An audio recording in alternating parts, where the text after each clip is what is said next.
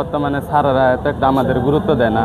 আমাদের মধ্যে যারা মধ্যবিত্ত আছে, হ্যাঁ, সব ক্লাস ভালো মতো হয় না, আমরা তাই এখান থেকে চলে যাই। আমরা যারা মিডল ক্লাস ফ্যামিলিতে আছি, আমাদের তো এত টাকা দিয়ে প্রাইভেট কোচিং পড়ার হয় না। তবুও স্যাররা আমাদের বাধ্যতামূলক দেয় স্যারদের কাছে প্রাইভেট পড়ানোর জন্য। যদি না পড়ে তাহলে স্যাররা আমাদের প্রতি এত অ্যাটেনশন দেয় না। যারা স্যারদের কাছে প্রাইভেট পড়ে তাদের দিকে বেশি খেয়াল দেয়। স্যাররা যখন আমাদের ক্লাস করে তখন আমাদের উচিত, স্যাররা চায় যাতে আমরা ওদের কাছে প্রাইভেট পড়ি। আর যদি ওদের কাছে প্রাইভেটটা না পড়ি আমরা, তাহলে তারা এতটা গুরুত্ব দেয় না আমাদের পড়ানোর ক্ষেত্রে। অনেকেই রাজনীতির ব্যাপারে তারা নিজেদের মতো করে আমাদের করতে চায়। আমাদের উচিত লেখাপড়া করে কিছু একটা হওয়ার, কিন্তু তারা আমাদেরকে রাজনীতি এইটা ওইটা লেখাপড়া তো ফোকাসই দেয় না।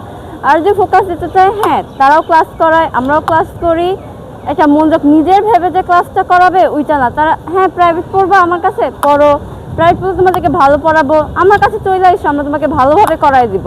এখন থেকে যদি আমাদের ভালো করে যদি ক্লাস না করে তাহলে আমরা কিভাবে পেসিস পরীক্ষায় পাস করব, এইটার দায়ভার কি স্যারেরা নিবে? আমাদের প্রায় 1.5 বছর হয়ে গেছে, কিন্তু এখন আমরা পুরোপুরি বই পাই নাই আর কি। আমরা এক বই পাইলে আরেক বই দেয় না, আর যদি আমরা চাই তাহলে তারা বলে বই নাই গা, বই শর্ট, তারা দেয় না গা।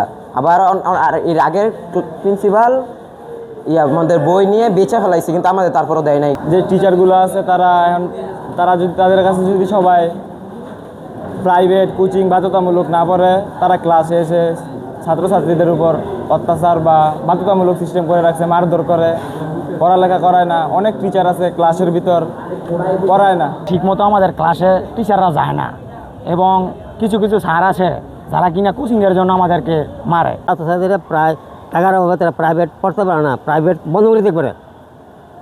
একবার প্রাইভেটটা বন্ধ করে দেন, ওই ইয়েতে বুঝতে বাধা কিম খালি প্রাইভেট পড়ায়, গরিব বলতে পারে না প্রাইভেট পড়াইতে। আমার মেয়ে ক্লাস 8-এ পড়ে, ক্লাস ঠিক মতন হয় না, বা কোচিং প্রাইভেটে না দিলে স্যার গুরুত্ব দেয় না লেখাপড়া।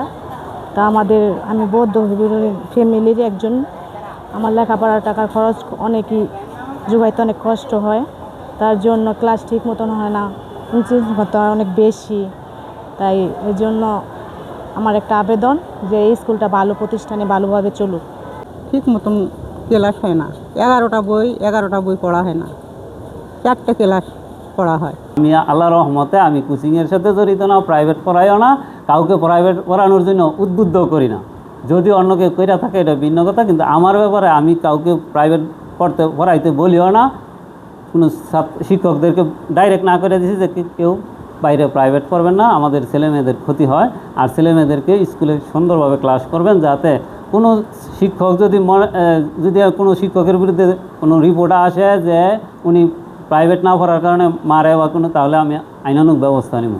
এটি আমরা এর আগেও শুনেছি এই স্কুলের ম্যানেজমেন্টের প্রবলেম রয়েছে, বিশেষ করে সেখানে যারা শিক্ষক ছিলেন একটা সময় পাঠদানের চেয়ে তারা পলিটিক্যালি বিভিন্ন বিষয়ে তারা মোটিভেটেড ছিলেন। তো আমাদের মাননীয় এমপি মহোদয়ের সাথে কথা হয়েছে, আমরা এই স্কুল এবং কলেজে একজন রিটায়ার্ড আর্মি পার্সনকে আমরা সেখানে প্রিন্সিপাল হিসেবে নিয়োগ দিতে যাচ্ছি। আমরা আশা করছি যে খুব দ্রুতই এই স্কুলের পরিবর্তন হবে। এখন একটা চক্র তো, এটা আসলে সময় লাগবে। আমি বলতে আমি দেখলাম এটা একটা ভালো একটা সিন্ডিকেট। দীর্ঘদিন যাবৎ ওরা যে বিজনেস টিউশন ফি বা ওই যে টিউশন অথবা ওই যে আপনার কোচিং এর সঙ্গে তারা জড়িত। এই জন্য তারা হলো যারা ওই সমস্ত শিক্ষকরা ক্লাস টিচার হওয়ার জন্য খুব আগ্রহী। তো যেগুলো আর এগুলোর সঙ্গে জড়িত ওদেরকে আমরা ক্লাস টিচার থেকে সরাই দিচ্ছি। হ্যাঁ, তারপরেও বোধহয় একজন দুজন থাকতে পারে। তো সেটাকে আমি বলছি যে একটা ওয়ার্নিং দিয়ে বলা হয়েছে যে তারা যেন এগুলা আর কি সাবধান হয়ে যায়, তাহলে আমরা কিন্তু তাকে আগামীতে তাদের বিরুদ্ধে ব্যবস্থা নিই।